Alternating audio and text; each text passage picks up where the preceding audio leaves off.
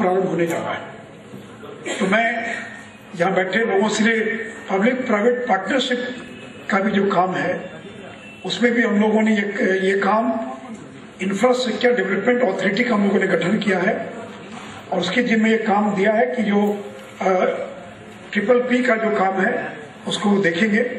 इस संदर्भ में मैं आप सभी लोगों से यही अपील और आग्रह करूंगा, जो बिहार से जुड़े जो नॉन रेजिडेंट बिहारीज हैं या जो नॉन रेजिडेंट इंडियंस हैं, देश भर में फैले या देश के बाहर फैले जो बिहारी हैं, और बिहारी से तात्पर्य जिनको बिहार में रुचि है, कोई आवश्यक नहीं कि जो बिहार में पैदा हुए हैं, लेकिन जिनको बिहार के विकास में थोड़ी भी रुचि है, वैसे तमाम लोगों से मैं एक ही अपील करूंगा और आग्रह करूंगा। हमने एक वातावरण दिया, एक वातावरण बनाया है और नीतियां बना रहे, काफी नीतियां हम लोगों ने बनाई है। इंडस्ट्रियल पॉलिसी का कार्यकाल पूरा हो रहा है 31 मार्च को। नई इंडस्ट्रियल पॉलिसी अगले 3 महीने में बनकर तैयार हो जाए, हम उस दिशा में काम कर रहे हैं। IT पॉलिसी, इसको बहुत जल्दी हम अंतिम स्वरूप देंगे।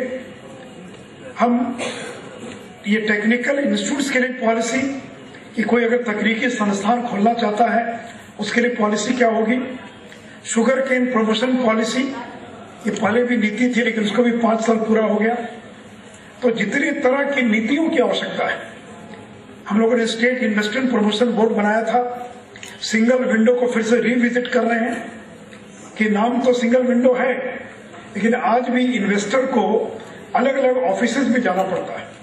तो सिंगल विंडो को ठीक किया जाए ताकि अगर कोई एक इन्वेस्टमेंट के लिए कोई व्यक्ति आया है तो उसको अलग अलग ऑफिस में ना जाना पड़े, अलग अलग डिपार्टमेंट्स में क्लियरेंसेस के लिए नहीं जाना पड़े।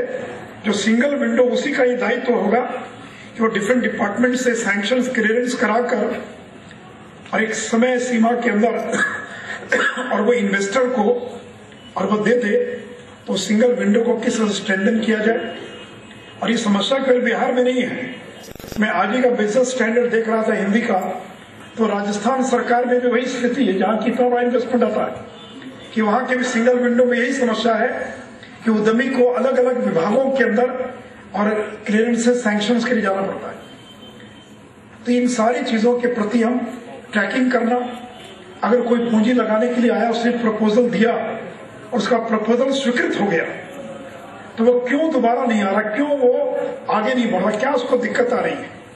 अभी किसी को मतलब नहीं रहता है, उसी का ये काम है। तो ट्रैकिंग सिस्टम भी डेवलप करना कि जिसने पूंजी लगाने का निर्णय लिया। इस संदर्भ में यहाँ बैठे तमाम लोगों से आपके माध्यम से मैं यही अपील करूंगा कि निवेश करने के लिए बहुत बड़ी पूंजी की आवश्यकता नहीं है और इसलिए जो जिस रूप में कंट्रीब्यूट कर सकता है बिहार के विकास के, अगर आप डॉक्टर हैं, आप इंजीनियर हैं, आप बिजनेसमैन हैं, आप IT के आदमी हैं, सोलर फील्ड के, जिस फील्ड के आदमी हैं, आप किस तरह से बिहार के विकास में योगदान दे सकते हैं, ये निर्णय आपको करना है।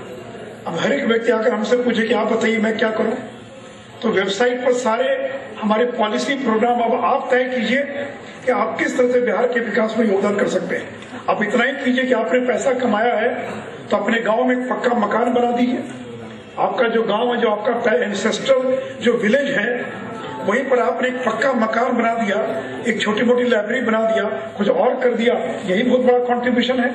इसलिए माने आप किस तरह से अपने एंसेस्ट्रल विलेज को, अपने गांव को, अपने पंचायत को, अपने ब्लॉक को, अपने जिले को, अपने राज्य के विकास में आप किस तरह से कंट्रीब्यूट कर सकते हैं, ये निर्णय आपको करना है, ये आपको विचार करना है।